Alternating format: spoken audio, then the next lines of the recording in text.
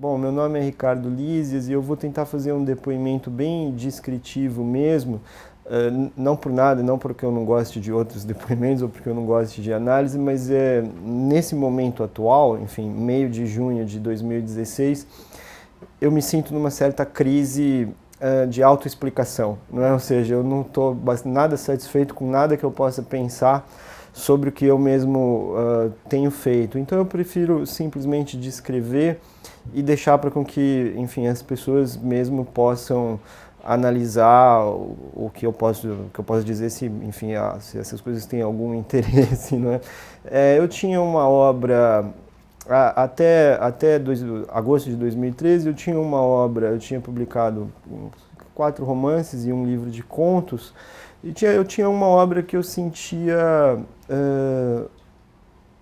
sim, claro. Como vocês veem, né, eu não dei os nomes dos livros, enfim, porque eu estou em crise. A crise se inicia em agosto de 2013, é uma crise longa, né, lá já se vão alguns anos. Antes disso, eu publiquei, o meu primeiro romance se chama Cobertor de Estrelas, foi publicado pela editora Rocco.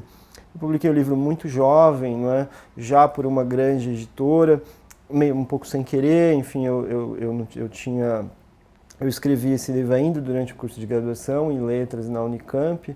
O livro foi publicado no ano 2000, eu tinha 24 anos, né? Não fez sucesso absolutamente nenhum, não teve a menor repercussão, não teve nada de nada, mas enfim, eu continuei naquele momento escrevendo muito esporadicamente, escrevendo aos poucos, mas fazendo ficção enquanto eu desenvolvia o que eu achava que ia ser a minha...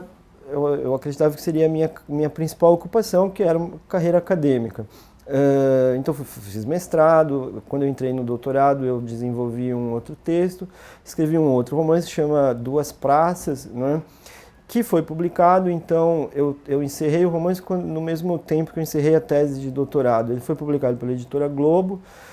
Teve uma repercussão um pouco melhor, eu acabei recebendo um prêmio, classificado em terceiro lugar num prêmio que era importante naquele momento, embora ninguém me conhecesse, né? Enfim, eu era absolutamente o azarão lá do dia, tive que dar meu nome para os fotógrafos, o próprio apresentador do prêmio não sabia direito o meu nome, embora eu tenha ganho um dos 3 prêmios. E aí, depois desse livro, eu publiquei um livro de contos, né, na O e outras novelas, republicando contos que eu tinha feito esparsamente. E aí eu tinha ali alguma outra recepção, bem mediana, tinha algum interesse do meio acadêmico, mas era uma coisa muito localizada. Depois eu publiquei o livro dos Mandarins, um romance, agora já pela editora Alfaguara. O livro teve um sucesso maior, não é? Teve uma boa recepção enfim, teve uma circulação razoável, havia algum debate, alguma coisa. Em seguida publiquei O Céu dos Suicidas, acho que a gente está em 2012, provavelmente. Publiquei O Céu dos Suicidas, teve uma excelente recepção, não é? Foi muito bem... circulou muito bem, foi bastante bem discutido, recebeu um outro prêmio também da Associação Paulista de Crise de Arte, enfim, fez ali o métier meio local, bastante agradável, mas sem grande necessidade de que quando eu viesse gravar um vídeo na casa de Rui Barbosa eu dissesse que eu estou em crise, né? Isso não acontece, todos os vídeos que eu gravei naquele momento eu não estava em crise, fazia análise, né? Dizia o que eu pensava, umas coisas fantásticas.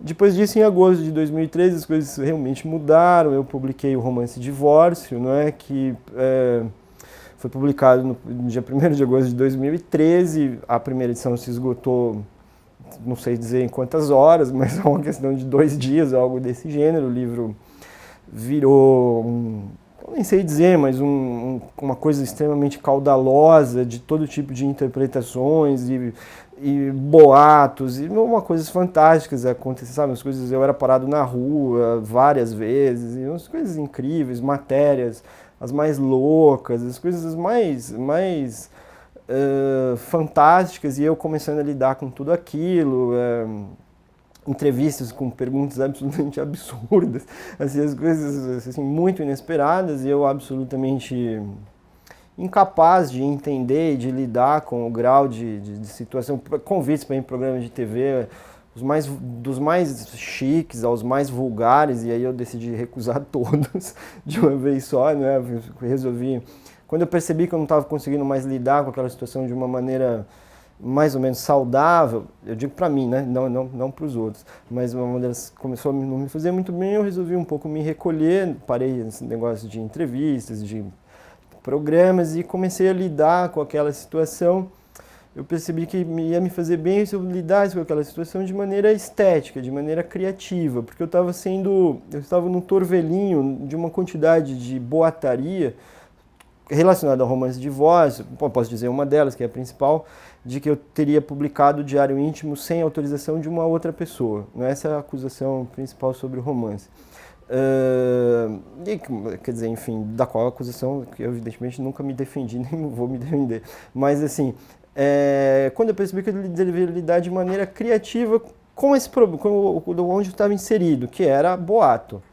E aí eu fui fazer uma coisa engraçada, eu fui estudar a teoria da fofoca, a teoria do boato, como é lida historicamente, li um livro do Mark Bloch, fiquei ali inserido naquilo. E também eu comecei a perceber que algumas outras artes, sobretudo o teatro e um certo gênero das artes plásticas, lidavam com a situação que eu estava envolvido, por exemplo, teatro pós-dramático, enfim, alguns artistas plásticos muito contemporâneos, a teoria da arte, que tinha algumas relações entre arte e vida, uma série de coisas que eu comecei a estudar naquele momento e fui ao mesmo tempo convidado para desenvolver um e-book, não é? Que estava ali em 2014 agora. As pessoas estavam começando a pensar nisso, lidar com aquilo, e eu respondi dizendo que, em se tratando de um e-book de ficção, não me interessava escrever, criar um texto que fosse simplesmente a passagem do papel para a tela, e só isso, né? Ou seja, a pessoa poderia imprimir e estava resolvido aquilo, eu não queria fazer aquilo, embora eu acho que as publicações eletrônicas, os livros eletrônicos têm uma grande função, uma série a gente pode fazer muitas coisas, publicar muitas coisas de maneira muito razoável, mas eu queria uma coisa que não pudesse ser impressa, porque como eu disse, eu estava muito impressionado com as teorias das artes plásticas e do teatro pós-dramático. Eu estava lendo umas coisas do Jameson, e aí eu estava pensando numa coisa que era o seguinte, que são as artes, não é? As criações que existem em um determinado limite de tempo, não é? Depois elas acabam. Evidentemente as artes plásticas estão nisso há bastante tempo. O teatro, por exemplo, também é um tipo de teatro em que, se você for ver a mesma apresentação 3 dias, você vai realmente assistir 3 coisas diferentes, às vezes muito diferentes, né?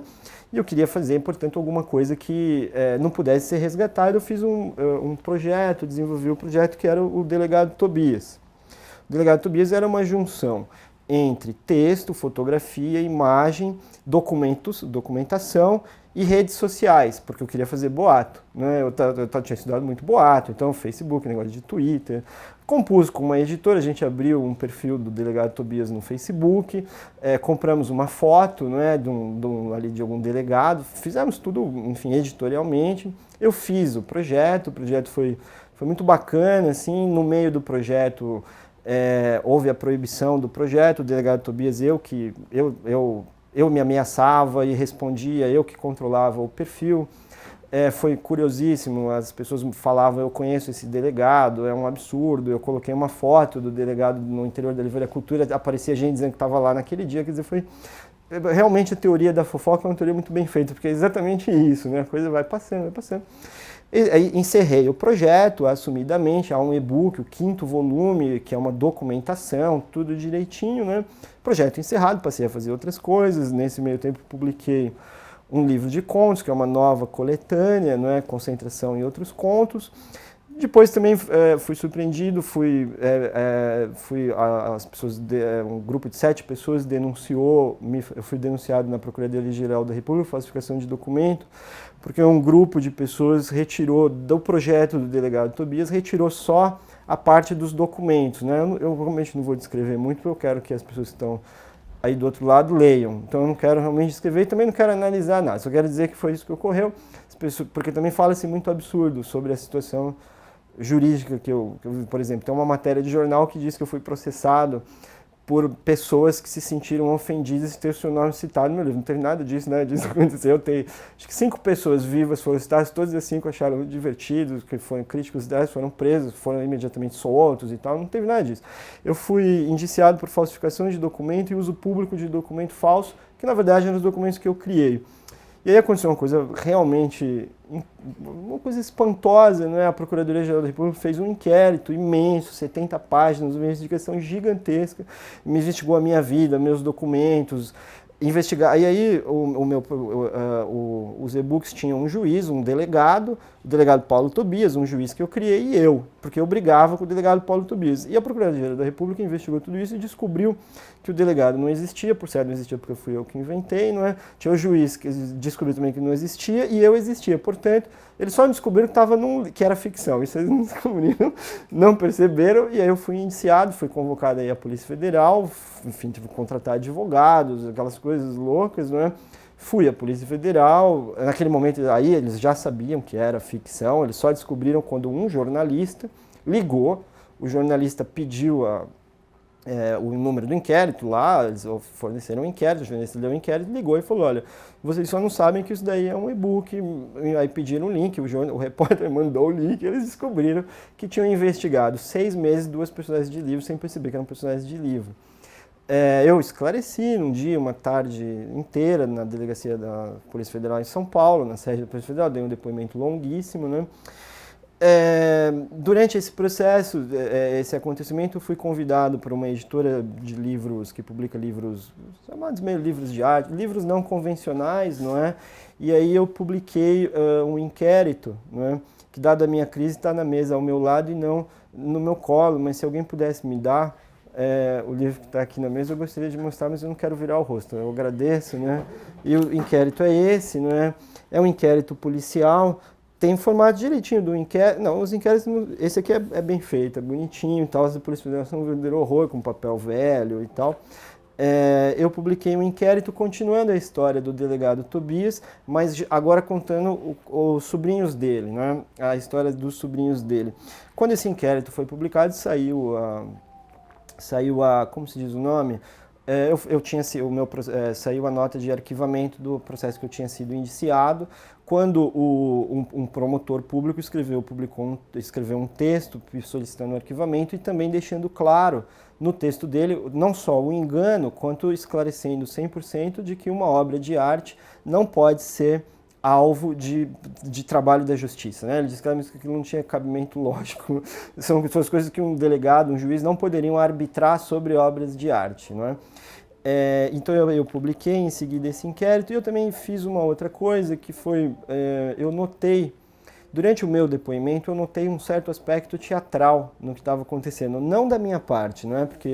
Mas eu notei que o delegado estava representando um certo papel, eu achei, não é? Eu notei que o meu advogado representava também um outro papel, meio ali, e eu não, eu evidentemente não, eu era o mesmo.